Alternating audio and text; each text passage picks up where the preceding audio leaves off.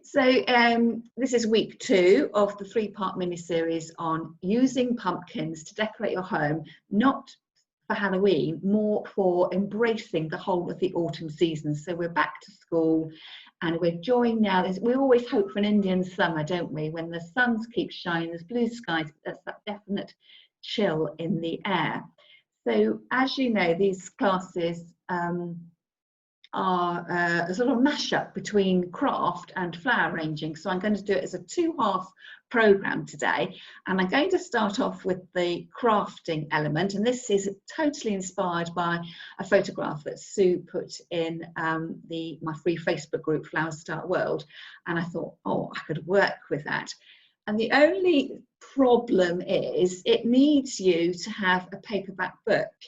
And how do you feel about ripping up a paperback book, which can be quite scary Mary, really? So it may be totally counterintuitive for you to do this, but I don't feel too bad because the book was secondhand, passed on to me. I do normally read them and then pass them on, so just stolen a book out of my stash. And what we're going to do is to create a pumpkin by flipping round the pages of the book. So the first thing I need to do is to cut out a pumpkin shape. So I've got a pumpkin shape here, and actually this pumpkin shape here will be included in the playbook that I will be giving those of you who've contributed towards the course at the end of the playbook. So there's a little pumpkin shape there, and I have folded it in half because I only need half a pumpkin. And what I'm going to do is, bear with me, I'm going to rip off the cover of the book. And boy, does this take all your nerves of steel. It just seems so counterintuitive to do that. So I've ripped off the book. It's just the plain old spine there. And then I take my template. Oh, pale on pale, not a good idea. So what I will do is take a pen, draw around. Now, if I was to draw around this template, I will draw directly around it. Of course, it depends how big your book is as to how big your template is. So there is my template. So that gives me a good idea. So I'm not freehanding. And what you'll notice here is that my pumpkin's got a flat bottom because you'll need that to rest on a surface. But you don't have to stick to the size of this pumpkin. You could make it a bit bigger if you felt that your book was sufficiently big and you wanted a slightly bigger pumpkin. You could go bigger, or you could cut within the line. So that first template, this gives you a guideline. And then the thing to do is laboriously, I just need to double check something on the side here, is to go round and cut around the edges. So you can imagine how long this takes. So I'm going to make mine a little bit bigger and I will show you. And I'm actually cutting probably 3 or 4 pages at once. Oh, I thought I was cutting more there. So like that, and you go through the whole book cutting round. So I know Sue did suggest she was going to use her husband's bandsaw, so that would be a really quick way, wouldn't it, if you could just put it in the machine and just go. So it will take a few moments, but it's not a long time. I would say 10-15 minutes of cutting, probably not even 15 minutes of cutting, and you could laboriously go around page by page individually, or I started off going and taking a small handful, so probably depending on the strength of your scissors, so I'm using my Florist scissors here, which are nice and strong, I was managing to cut through, I don't know, 10 pages at once and doing that. So I've been carefully trying not to show you this side because I have started to cut through, and you can see as I start to fan that out that the book is starting to look like a little pumpkin. That's pretty impressive, isn't it? I'm getting a round of applause from Sue. Thank you, Sue. Yay! Which I'm quite amazed by that. Actually, I shouldn't be amazed because I've done this already in the practice. But that is the look you are looking for. So just imagine I've cut the rest of the book out. And rather surprisingly, because I thought perhaps I might need to have 2 books and glue them together, but actually it does fill out quite nicely. And then imagine you've cut everything. You could then take some spray paint or some acrylic paint or poster paint, and you could then paint the surface, the cut surface of the book here. You might want to go orange if you want that orangey tinge for autumn, or if you're going for a more modern look. I thought I might paint after class. I'm going to paint this one in a matte black, and I'm using the Oasis spray paint just because I've got it in stock. So it doesn't need to be that. You're using a crafting paint. Any old paint will do. Poster paint, acrylic paint, whatever you've got to hand. So if you wanted to, you could paint the edge, and then when you've done that, you will need to fasten the book together, complete the circle. And the easiest way of doing that, and my pencil has disappeared. I'm going to have to lean across for my pencil. That is a vital part of the doing, is to try and get your book to be curved, and you almost need to break the spine of the book. And I found it helpful to wrap the book around my pencil, because then you've got sort of and you see it just gives you that sort of tube, and it gives you a circle thing to put around. And in fact, that looks like a little stalk of the pumpkin as well, but I took that out when I finished. And what I find is that normal a glue stick will work really well. So twist up your glue stick and glue your page. Now this won't stick instantly, so don't expect an instant fix with a hold it up.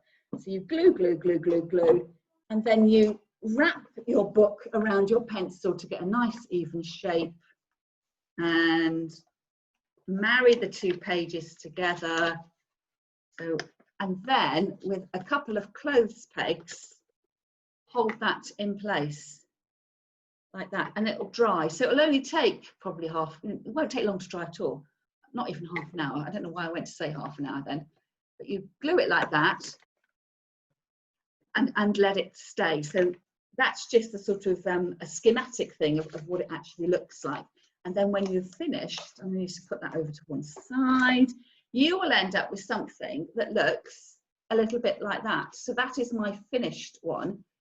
And you can see that it's just got a delicate orange trim to it, because I spray painted the side of my book orange, again, just because I happen to have some orange spray paint.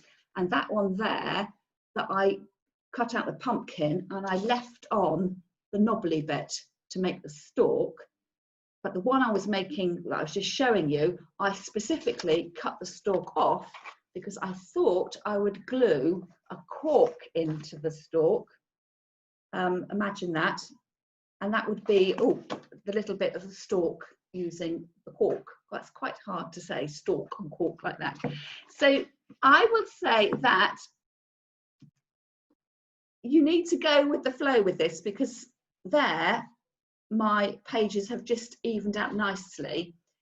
And then when I get round to some places, I seem to have ended up with the pages are just falling more open than I want them to, like here as well. But after it's been sitting for a few days, it does sort of relax a bit. And then when I've displayed this on the side, I've chosen the side that looks the best. So it's not a 100% perfect sphere as a pumpkin, but it certainly looks, if I do that, it looks pumpkin-esque. And if you felt that there were pages that were too open, well, I probably might go back and put a dab of glue in them. But I think the more you fuss over it, the more contrived it's going to look. So I've just let the pages fall out sort of free form, and then I have put it on my side, and I've got my pumpkin I did last week with the knitted cover on it, the tall one, the shorter one, plus the fresh flower pumpkin as well. So that is really fun to make, and you'll make it in 40 minutes. So it's a quick make. It's just a matter of, number one, whether you've got a paperback book, and number two, whether you can bear to rip it open. And if you didn't want to glue it, if you wanted to store it flat, if you saw you might use this year on year, that you could always just paper clip the edges together where it joins. So you would have a nice thick thing there, perhaps 3 paper clips, push that round to the back, a bit like the Christmas decorations, the honeycomb decorations. And then after Christmas, after the season, you could flatten them, and then you would store it as if it was a book, and keep that with your other autumn bits and pieces. So that is the papery element of what I'm going to show you today. The next thing I'm going to show you is using my live pumpkin, and I'm going to do a flower arrangement in that. So I will just move these bits and bobs out of the way and come back with my pumpkin. So I've had to do a bit of pre-prep with this because of course I keep talking about a pumpkin, but what I've actually used is a squash, and a squash is an edible foodstuff, and it's a little bit different from a pumpkin in the fact that it's got a tough flesh, and it has the a tough skin and then the flesh as well, the thick flesh.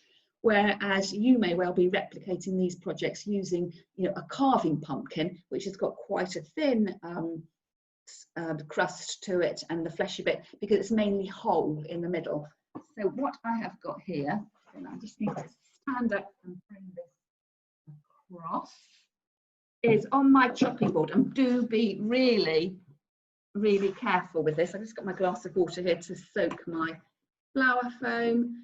That it looks like a whole pumpkin, and perhaps for the camera I will just go, oh, and all you do is go slice, slice, slice, slice, slice, slice, slice, slice, slice, slice, slice, slice, and then you pull out. Oh gosh, I think I put it back in too firmly. Oh gosh, this is sliced.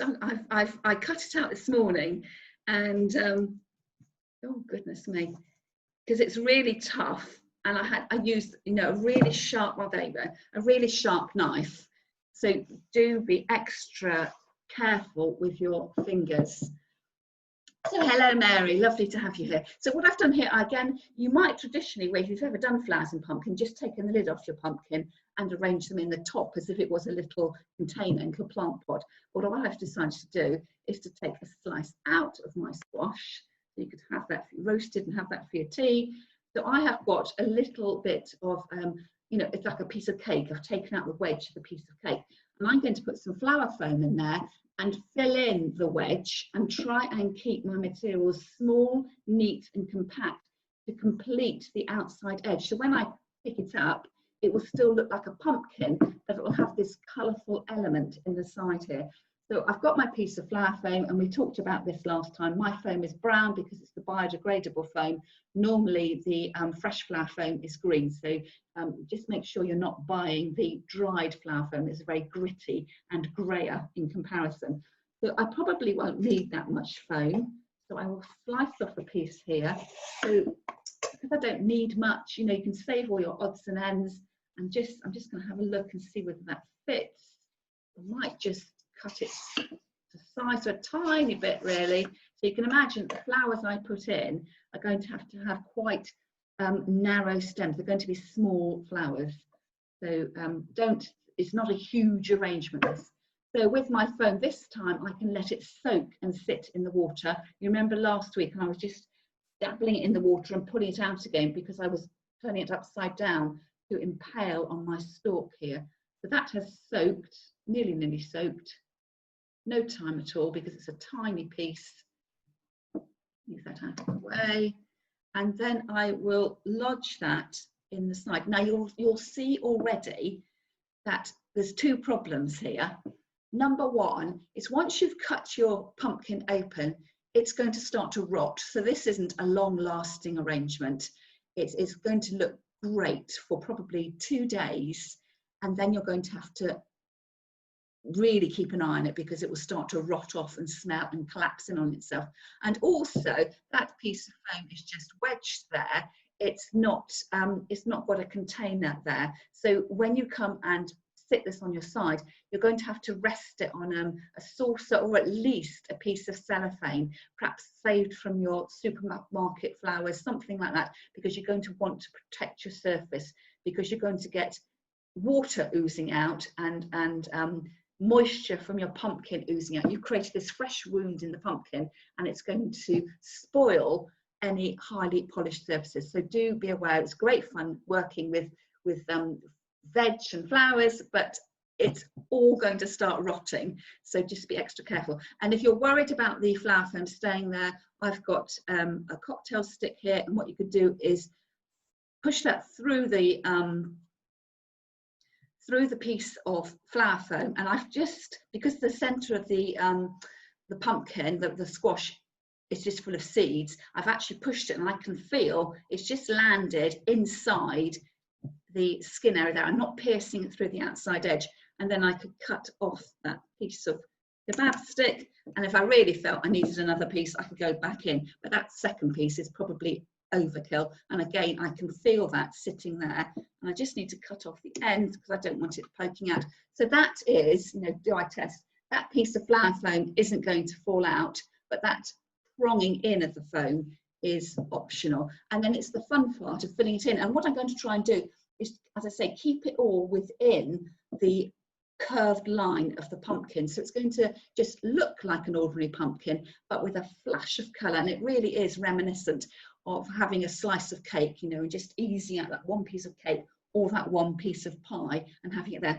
So on the side here you can see I've got actually loads and loads of flowers, and I'm only going to be using the absolute tiny ones. So I've got all the materials I used last week, so my sedums and the crab apples that I put on little stems, and I've got the heuchera leaves. They're probably going to be too big, but I reckon I could use the sedum.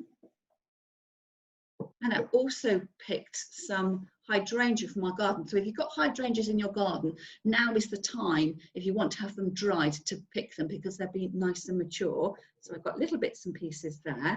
And then over on the side here, I've got some fabulous zinnias. And I thought I'm going to pick off the head. I feel a bit sorry picking off this flower head because this zinnia was drooping yesterday and it hadn't reached the stem, wasn't in the water, but it has recovered overnight. I recut the stem, but I thought, wouldn't that green look really great against the greeny grey of the edge there?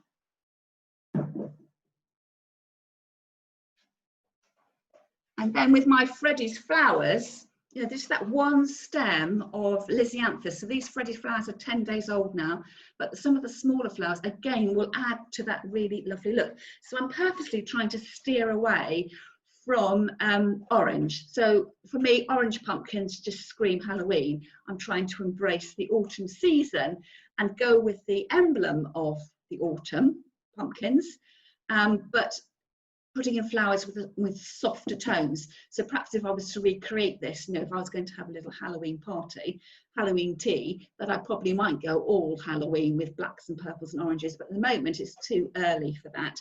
So I just get playing. So what I'm going to do actually is put this flower in first. Now zinnias are beautiful.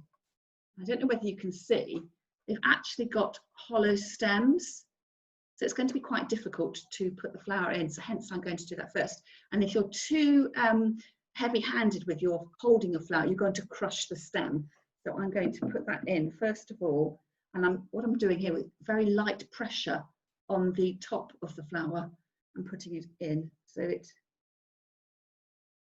just gone in there. Oh, and actually by luck or design, it's just in the right place. Now if you find with something like that you can't get the flower in, you might want to use a pencil or another stem to make yourself a guide hole and to push that into your foam and then put your flower in. So all you're aiming to do is to get the cut end of the stem in contact with the flower foam so it can suck up the water. We only push it in really just to make sure it holds in place. So as long as it's in there, you should be fine. But with the delicate flowers, you run the risk that you're going to crush them and shatter them a little bit. And then I can start to fill in. So these lovely sedum stems here, and I'm going for texture really, textural contrast and a little bit of flowery detail, and filling that in. So with the little apples I had in last time, they'll look quite nice, and I can sink them down a little bit. You see that there? So just have you need hardly any flowers at all. But what I will need to do when I have finished it, can you see you've got the bright orange of the flesh? I will probably go back in when I'm looking at it and I can look really closely just to feed in some more materials where just to cover up that orange. And I have heard as well that if you're worried about the flesh rotting, if you spray it, you know the cooking oil sprays, you get the 1-cow sprays and you can get a sunflower oil and the olive oil sprays, but I have heard if you spray on the cut surface, it sort of creates a film on it so the air isn't getting to it. So that might be a way of trying to protect your squash so it doesn't you know, rot down too quickly. But all these things are trial and error, and I would say on the whole I haven't noticed anything particularly happening in terms of longevity. So I'm going to come in with these, again keeping with my pink themes. I don't know whether you can see, but as the Lysianthus develops, it starts off creamy white, and this has gone to a light pink and then darker pink, and as it really matures it goes to that really dark pink. So I will just twist this around so I can see that, being really gentle, putting my flowers in, coming round to the bottom. Actually, I think that's coming up too high there. So what I could do, cut it shorter, or I might cut a tiny bit of the foam away, just so it rests down a bit low. Oh, still not quite right. So you've got to kind of get it right first time, because there's only a tiny bit of foam, and if you keep pulling and pushing in, you're going to create lots and lots of holes. So I have just shaved up a bit more of the foam, so it's risen out a little bit from the top, but it's not protruded. I'm not going, you know, doing a huge arrangement at the top here. And then with my little bits of hydrangea, cut those down. Now the stem here, there's not much stem. I'm getting really tiny here. If I do that, you can just see the stem end there. So I might here come in with my pencil and make a little bit of a guide hole, so I can get that to feed in and settle. And you'll see where I crush the heads together in my hand, it's then relaxed out on the top of the pumpkin.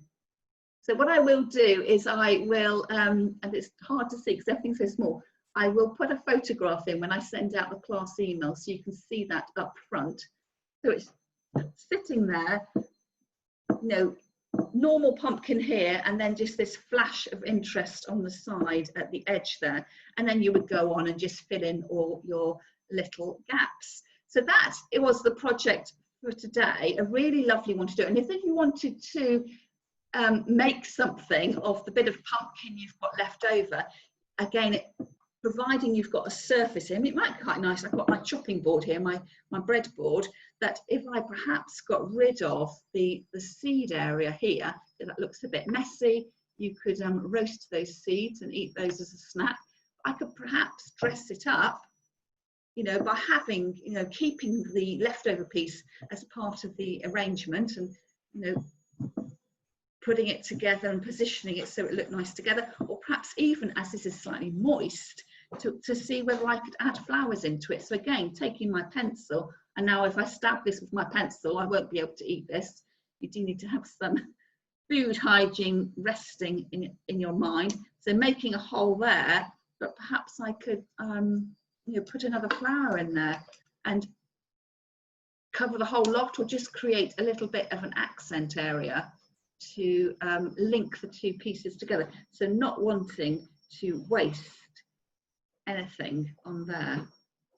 Actually, that's not lying as flat as I wanted to. I might use my knife to carve out a little hole, a bit more of a reservoir.